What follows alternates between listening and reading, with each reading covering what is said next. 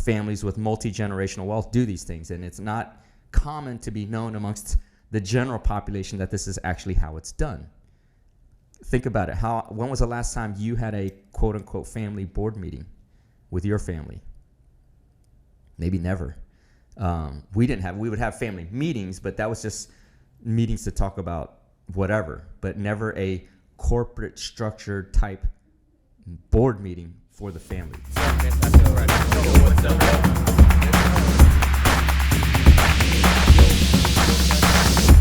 Bam. Yo, what's up, everybody? This is the End-to-End Podcast. I'm your host, Dr. Yun Win, and as my friends call me the Ninja or Prolific Ninja, you can always call me Ninja too. This is the End-to-End Podcast, the alpha to the omega, the beginning to the end, talking about life, inspiration, prosperity, motivation, success, entrepreneurship, and offering you morsels in this all-you-can-eat buffet called life. Back in the studio, excited here. It is, January 11th. So we are now 2-3% into 2023. How has your life changed? Because mine has definitely changed. And if it hasn't changed, if your life hasn't changed, then definitely you should be tuning into this podcast every single week, learning about all the things you can do to transform your life. It's been an exciting time. Officially also day 11 and 75 hard. And this time it's been very unique and exciting because, as you know, my theme for this year is consistency is key in 2023. That's primary. But the secondary one is I want to enforce or influence those around me. So basically in my inner circle. So this occurred last week when I was kickboxing as my outdoor activity number 2 in 75 hard. I was training with my guy Mike. Shout out to Mike over at Lifetime in Cinco Ranch, Katy, Texas. But Mike is a certified boxing trainer, and we have been contemplating him starting an app to coach boxing, and we've been talking about this entirely all throughout 2022. Yeah, Ninja, I'll do it. Yeah, Ninja, I'll do it. Yeah, Ninja. But he never started, never got the motivation to start. Well, this year, in our first kickboxing session of 2023, he finally committed. And the reason he committed is because I told him directly, I said, listen, in 2023, everyone I associate with, they got to level up. Or else I can't associate with them. You got to level up. So you see, by giving him that kind of, not an ultimatum, but just an idea of where my head is at, I kind of drew in the line in the sand with him saying, look, man, if you don't level up, then it's going to be hard for me to associate with you. And in a way, it tests the value we have in our relationship, because I've known Mike for several years, and he actually trains my wife. But in valuing our relationship, if he truly values our relationship, when I tell him, hey, listen, everyone I associate with this year has got to level up, then that's me putting the burden up higher to help pull him up in helping him, if that makes sense. So the onus is on him to level up, but it's through the inspiration or the value in our relationship that I'm trying to pull him up. And that's how it works when people above you are trying to help you, is that if you demonstrate that you're willing to level your game up, they are more likely than not to try to help. If, however, let's say he wasn't interested or didn't value our relationship and didn't want to level up, then for me, then I would focus my attention on other things.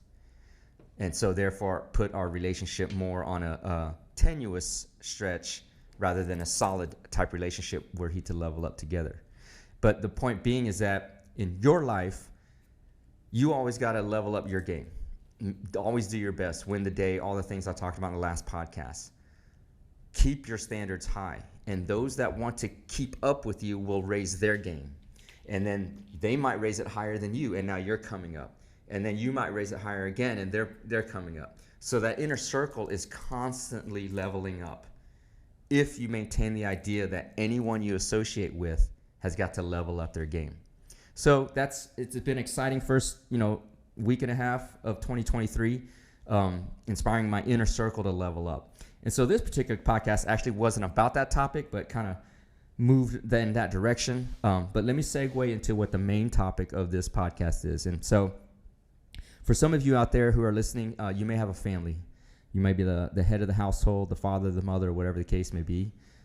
Or if you're contemplating a family, or alternatively, if sometime in the future, if you're single or whatever, you're thinking about having a family. This particular podcast is is a way to guide your family for success in having your family level up together, united, because I think there's a large problem in especially in lower income areas but all around about having dysfunctional families. And I think that's because there is never an owner's manual, so to speak, or a guide on how to run a successful family. Most families are figuring out, most dads, most moms are figuring out on the fly on how to have a successful family. Of course, you're trying to set examples and such, but you never know if your children are picking up on the clues or the cues, or alternatively even absorbing what it is to have a functional family as opposed to a dysfunctional. Typically what I see is in a family, everybody's doing their own thing. And I would view that as rather dysfunctional, because a family is a unit, a team, kind of like a company. And so today's podcast is going to be about kind of how to structure things such that the family is not dysfunctional in that way, and everybody's pulling the family forward or leveling up the family together while also maintaining their own individuality. And so in context, this actually started in my family towards the second half of last year in 2022. And so it's been working, and that's why I feel comfortable in sharing it with y'all. So in context, though, so I've been on the board of several companies, but one of the companies I was on the board of was a nonprofit hospital system, nationwide chain, 9-figure revenue every year, growing at a 10-20% clip. In that capacity, I served on the board, I want to say, for over a decade through various cycles of elections. And I got to observe and participate in how solidly functioning organizations, large organizations, operate at that level. And, we have our quarterly meetings, we have our annual meeting, we have emergency meetings as a board to help govern the overall organization. So if you don't know how company structures work, so you have shareholders who vote the board of directors. The board of directors then nominate the management team. And if the management team gets voted in, they govern the employees. Okay? And then the employees, the management team, and the board all answer to the shareholders. Okay? But it's the board of directors that provides the overall governance structure for the entire organization. Management team executes the plan. The employees are on the front lines. Okay, so that's kind of a general corporate structure. So I was on the top board level, creating strategy, broad vision, long-term vision type guidance to the executive team. So, but it dawned on me that, as I mentioned earlier in this podcast, is that a family is a unit. A family essentially is a company. So as a company, why don't we have, quote, board meetings to help guide and govern the structure and the direction of our, quote, let's call it family company. A lot of wealthy families, a lot of legacy families with multi-generational wealth do these things, and it's not common to be known amongst the general population that this is actually how it's done. Think about it. When was the last time you had a quote-unquote family board meeting with your family? Maybe never. We would have family meetings, but that was just meetings to talk about whatever, but never a corporate structure type board meeting for the family. And when I say corporate board structure, so our family board meeting, which we have every 2 weeks, okay, because I'm divorced, nobody's perfect. So I share a 15-year-old son with my ex-wife, but he's integral now as a young adult in the decision-making with the family. So he's with us every other weekend. talking about my wife, myself, and of course our 4-year-old daughter, which obviously wouldn't have the responsibilities in the family meeting until she gets mature enough. But between me, my wife, and our 15-year-old boy, we have our family board meeting every 2 weeks when he's with us. It's on a Sunday, casual, over dinner or whatever. But our board meeting consists of the following. So we always start the board meeting with a win, meaning over the past 2 weeks, what anybody can share a win, a significant win or a small win, any type of win that they've had over the last 2 weeks. So you always start in the board meeting on a positive note, something that is encouraging or provides positive energy, a positive mindset, positive reinforcement of the things we are doing well. Okay. Now, after that, we talk about issues and we go around the table. There's just the 3 of us. We go around the table and present whatever issues we have. It could be a personal issue. It could be an issue with another member of the family. It could be an issue related to school or work, or in my case, any of the companies that I work with or run. It could be an issue in how things are done. It could be any type of issue, issues that can arise, that have arisen, or looking forward, issues that can be prevented, okay? Things like pet peeves can be addressed, right? Things that one of your family members does that just kind of just irks you or grinds you, leaves the toilet seat up or down, or leaves the trash, not in completely thrown away where it's kind of like hanging off the side. Things like that. Bring them up, whatever it is, from things like that to how money is spent to, to scheduling to whatever. Bring the issues up. So you start with a positive note, then you raise issues and address them. Okay. After that, now we talk about personal goals. Like I said, it's a family unit run by individual people that have their own personal goals, right? So we talk about personal goals or personal things we want to get done over the next 2 weeks. Okay. The reason we do that is, one, when you voice it, you're actually actualizing it. So if those of you who follow my podcast over the last year, almost a year, understand that I'm a big type energy manifestation actualization kind of guy. So it doesn't stop at manifesting, it stops at actualizing, turning it into reality. So when you voice out your goals or what you want to achieve in the next 2 weeks, it's more likely than not that you're going to hit that goal if you're driven and motivated, okay, and inspired. So we voice out what we want to get done over the next 2 weeks. And we also ask how the other members of the family board can help achieve those goals. Okay?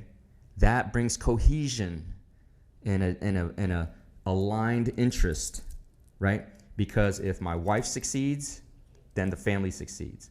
If my son succeeds, the family succeeds. If I succeed, the family succeeds. Think of it as individual departments in a large corporation or individual units. If the sales team succeeds, the company succeeds. If the manufacturing succeeds, the company succeeds. If the operations front office succeeds, the company succeeds. So think of it in that terms, right? So if everybody is successful or works their best to be the best they can be, the whole family has nowhere to go but up. And it's a unified, cohesive unit moving forward. Okay? So again, start the meeting with what was a positive thing that happened in the last 2 weeks. Now, issues, raise them up, bring them up. Okay? That quashes any miscommunication, any stress, any tension in the relationships in the family. Third, the goals for the next 2 weeks. And then 4, we talk about long-term vision goals for the month, for the year, for the next couple years. Okay, these are things that it could be one thing, it could be a list of things, but we talk about it that way. Like, for example, for me, I've told my family already, it's just go time. I'm in my late 40s. I want to push hard as I can for the next 20 years. It's go time. So I don't really have time for side issues or, less than important issues than what I need to do for our family to ensure a legacy over the next 20 years. So they know that ahead of time. That's my long-term goal. So they know that ahead of time. So there's no misconception about where my focus and attention is if there are some small issues that come up along the way. They know my focus is elsewhere. Okay. Similarly, my son Nate, if you follow me on Instagram at my personal Instagram at The Prolific Ninja, you'll see that he's a basketball player. So he's got certain goals related to his sports, long-term goals. And so he's talking about that. And my wife has her goals, right? Long-term goals. So we talk about that next. Okay. The last thing, number 5, and this is very, very important, and that's why we save it for last. If you've heard me talk about what kills relationships, it's disjointed or mismatched values. Disjointed or mismatched values, right? If your partner, whoever you're with, has different values than your own long-term and near-term, it's likely the relationship isn't going to work. Okay? So we, as a family board meeting, family corporation, the last thing we talk about are values. We have a list of values that we've established or are establishing for our family, and we talk about if those values still hold. Do we need to add some? Do we need to take away some? Do we need to just keep them the same? Are we living up to those values? And every 2 weeks we review these, right? In the values, as long as the family values stay cohesive, it solidifies and keeps things functional. Because when everybody's moving towards the same value system, it's impossible to be dysfunctional because we're sharing the same values that we've agreed on. And we're conducting ourselves and living our lives according to those values that we've agreed on, right? That we hold ourselves accountable to. And if we do that, it's next to near impossible to have a dysfunctional family. As I review these elements, think about when the last time you had these conversations as a family in your family, right? Again, this is an adoption of my experience serving on a 9-figure hospital system board, translating them into my own personal life and how to have a functional, growing, high-value family system. And we have these family, quote, board meetings in my household every 2 weeks. Yours could be different. Every 2 weeks, where we start with, 1, something positive that's occurred in the last 2 weeks. Any issues that have come up over the last 2 weeks. Personal goals over the last 2 weeks that you want to accomplish in the next 2 weeks. Long-term goals and vision. Okay? And then finally, revisiting our value system. That type of structure works in a financial, real business sense because, again, you're setting business plans, objectives, budgets, goals, accountability, evaluation, reflection. All these things happen in the corporate world. Why not apply them into your personal family life? Again, this can apply for those of you in the audience that have families already, are thinking about a family, or even if you're single and you're envisioning that family with the relationship whenever you get it. This is something you can incorporate. Even if you don't have a family, this is something you can incorporate in your own personal inner circle, people that influence you or people that you influence and that you want to grow together or stay in a cohesive unit together with. It could be your fraternity. It could be your business department. Apply it back to business. But that structure works in the sense that it creates cohesion and values, goals, issue spotting, and relativity to one another, in relation to one another, to move together in common goals, common systems, common motivation, common drive to level up and be as successful as you possibly can. So short podcast today, but it's kind of an idea that popped in my head as we just had our last family corporate meeting on Sunday. So it's just like, hey, let me just share that with the world. And hopefully this can apply to you and your family. And if it does, and if you get positive or negative feedback, please comment below on YouTube or send me an email at ask@theendtoendpodcast.com. And if you send it, that way I can get feedback on the system to see how relevant or how applicable it is to your family.